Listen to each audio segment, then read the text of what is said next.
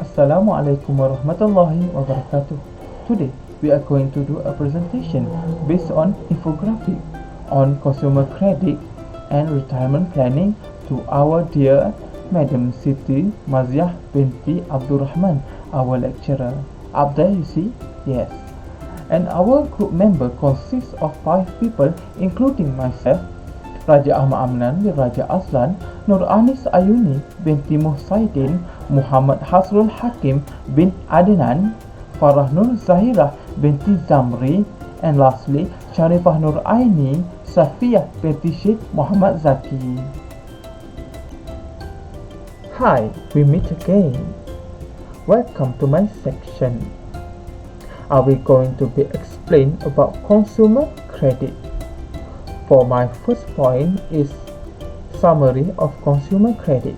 Consumer credit is money that consumers have borrowed from bank, financial institution or other businesses to make purchase, also known as personal debt taken on to purchase goods and service.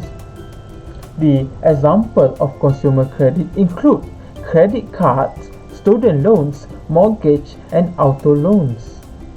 A credit card is one form of consumer credit, and yes, there will be more form or type of it. And my next point is background and the definition of consumer credit.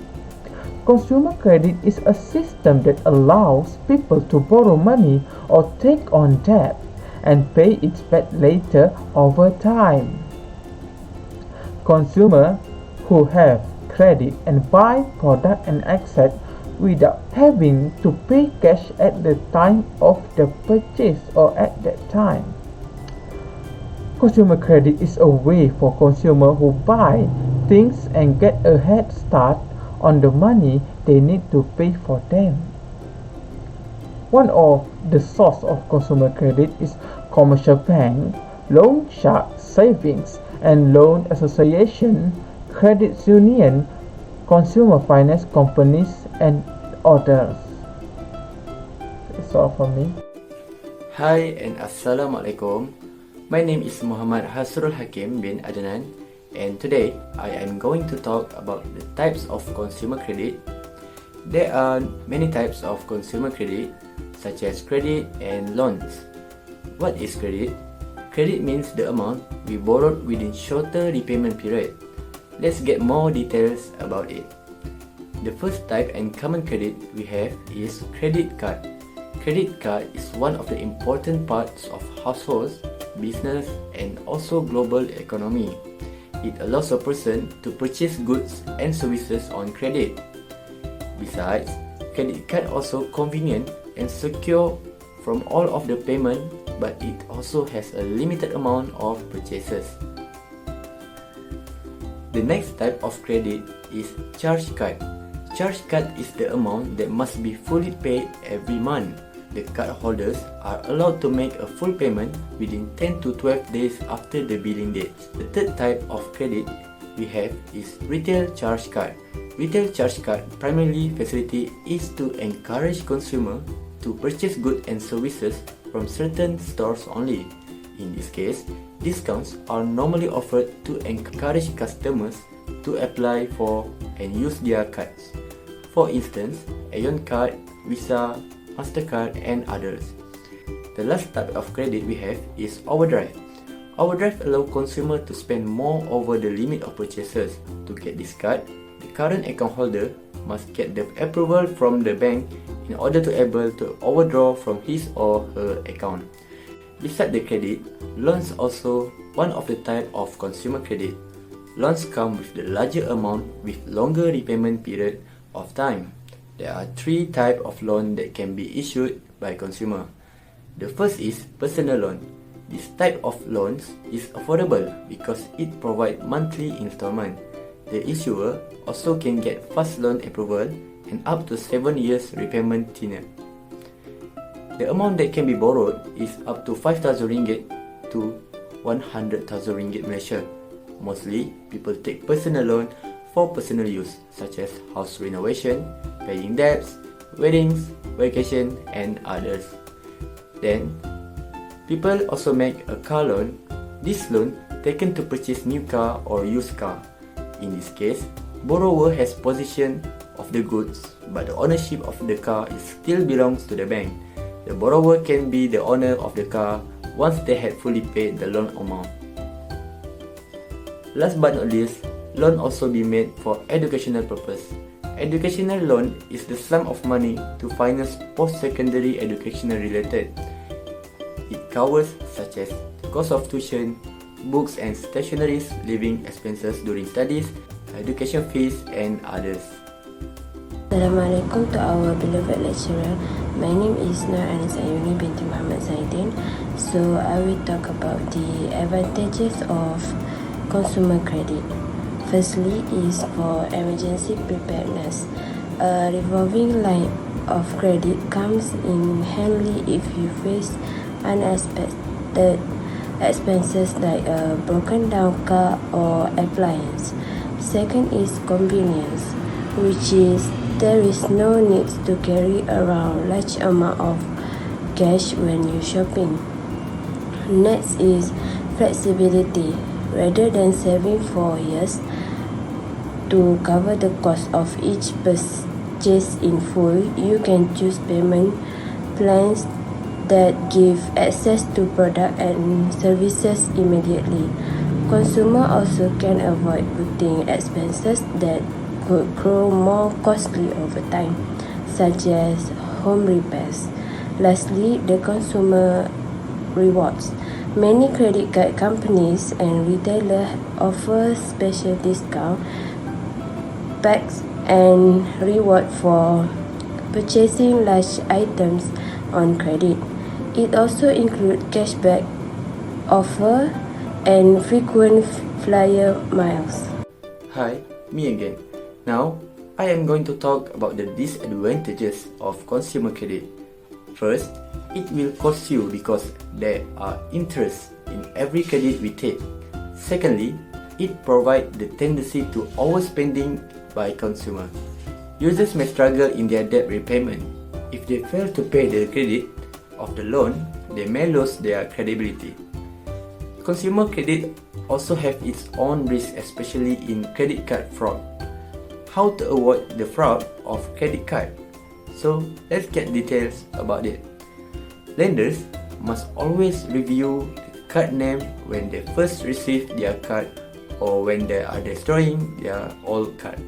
Next, only give your credit card details to reliable websites and always safeguard your credit card PIN. Always feel free to remember to check again and again the charge receipt and its amount in every purchases you made. You also can check your credit statement through online or through a bank at least once a month.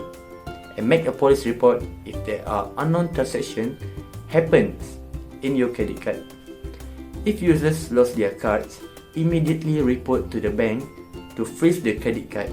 And last but not least, always notify the bank if you change your address on your credit card information.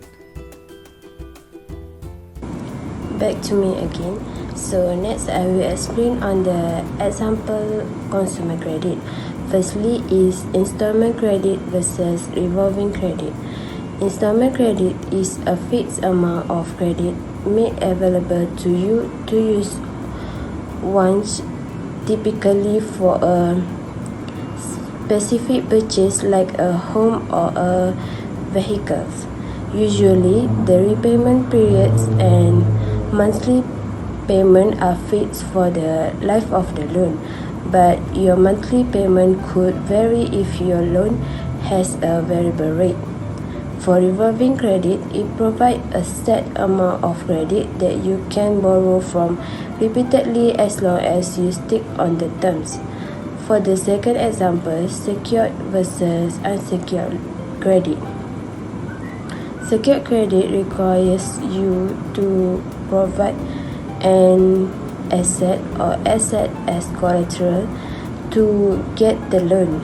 If you default on the credit agreement, the lender can take your collateral and sell it to pay your balance. For unsecured credit, it tends to have higher interest rate because lenders consider them a higher risk since there is no collateral such as credit card and student loans. So that's all from me. Thank you. So, retirement planning. The definition of retirement planning is the process of identifying desired retirement income levels and taking the required step and decision to reach such level. It is a comprise identify sources and income, estimate costs, implementing and saving program and managing asset and risk. So, what is the purpose of a retirement planning? Retirement planning is referred to the financial strategy and saving investment and ultimately distributing money meant to sustain oneself during retirement. Retirement work face financial challenge due to the lack of the usual monthly salary during an employment. With a retirement planning, individuals get to plan for their future and gain financial independence even when they are not earning their monthly salary. For more, retirement planning is to fulfill retirement goals. Retirement is the period when many people set lifetime goals such as starting their own venture, picking a new hobby, and traveling to a new place. So, the right retirement plan, individual can achieve all their long-term goals.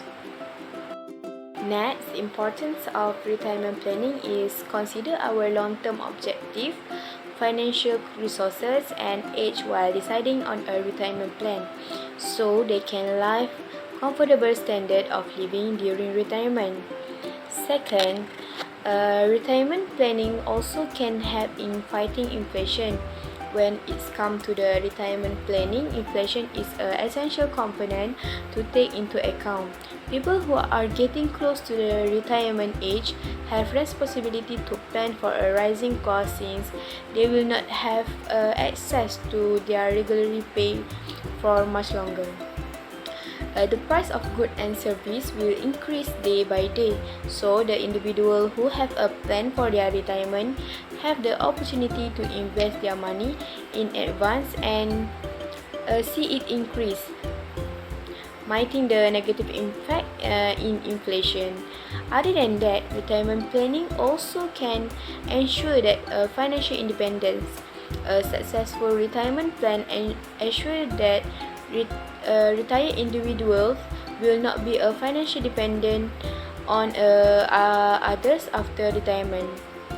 It means after retirement, elderly individuals have relief on their children and friends for the financial assistance for diseases. Many individuals find it difficult to meet their daily necessities without a steady wage and little family assistance. So, creating a retirement plan ensures that a person will be financially independent after retirement and will not need assistance from friends or family. Next is 3 common pitfalls for someone that think retirement planning is not important. Maybe there are lack of clear objectives on why we have to plan our retirement. And secondly is they are maybe waiting too long to begin the retirement planning. And last but not least, maybe they have high expectations for unrealistic growth. For your information, there also have misconception about retirement planning. Some people think that healthcare expenses will be covered by Medicare, while a cautious investment strategy is acceptable and tax burden will be minimal. In addition, that will be fit enough to make the individual's own financial choices in retirement. Alright, the illustration shows 4 simple steps in retirement planning. The first one is you have to set clear retirement objectives. Find out how much money you may need in retirement. Ignorance is bliss, but it won't help you make your retirement dreams come true. Use PPA's retirement calculator to help you get an idea of what you need. Second step is estimate available sources of funds. You have to save and invest your money somewhere. Most experts say at least 10% of your income should go toward retirement. If you have started saving later in life, you may need to bump up. So you have many options for save and invest your money. It is include Employees Provident Fund (EPF), EPF I Invest, Private Retirement Scheme (PRS), and a variety of investment like unit trust, stock, bonds, and many more. And the third step is estimate financial shortage. If you are short, decide how to make up the difference. If you have gap between what you are saving and what you may need, is considered to deferring more cash into your retirement plans. Even putting 1% more in can make a difference and it more doable. Not even that, you have to managing debt, so you have more money in your budget for long-term saving. And delaying retirement by a year of 2 to help boost your saving. The last step is build an investing strategy. You have made a date with your retirement account once or twice a year. Review your plans. Your retirement account should match your risk tolerance and goals. So you have to check your progress on saving, either you have to save some more or not. So next is Provident and Pension Funds. So what is Provident and Pension Funds? It is the institution that provide individuals and families a type of social security in the form of retirement, medical, death, or disability payments when the member retire or become disabled. The contribution of members and the financial support of their companies are the two primary sources of funding. The contribution is calculated by applying a pre-established percentage to employees' total annual salary. Next is there are two sources of retirement funding. The first one is Employees Provident Fund (EPF). This institution is also known as Kumpulan Wang Simpanan Pekerja (KWSP). Provident Fund is a national social security agency, and it is also managed members' fund for retirement benefit and helps companies certify statutory and moral commitment to their worker. Mandatory EPF contributions are credited to members' account. It is also calculated based on monthly salary, which is 11% will come from employees and 12% come from employer. EPF invests this contribution in recognized financial assets including Malaysia government securities, private money market instruments, loans and bonds, equity and property to create income. The second one is Social Security Organization (SOSO). In the workplace, we are exposed to a variety of risks including accidents, occupational illness, and many more. These are the reasons why social insurance is necessary to protect workers and lessen their misery. PERKESO or Pertubuhan Keselamatan Sosial in Malay was established to provide social security protection including medical and cash benefits, provision of artificial aids, and rehabilitation to employees in order to reduce their suffering and provide financial guarantees and protection to the family.